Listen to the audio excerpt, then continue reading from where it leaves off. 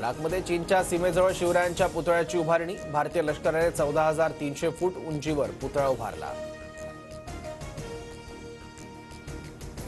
मुंबईतील हवेचा स्तर आणखी खालावला। सरासरी हवा गुणवत्ता निर्देशांक 151, बोरिवली पूर्वमध्ये 151 तर मालाड पश्चिम माझगावमध्ये हवा गुणवत्ता निर्देशांक 200 पार।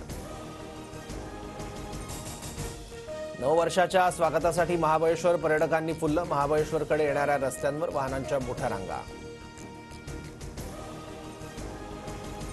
काश्मीरमध्ये हिमवृष्टीने जनजीवन विस्कळीत। विमान रेल्वे सेवा ठप्प। जम्मू श्रीनगर महामार्ग बंद। सोनमर्गमध्ये 8 इंच, जोजिलामध्ये 15 तर अनंतनागमधील मैदानी भागात 17 इंच हिमवृष्टी।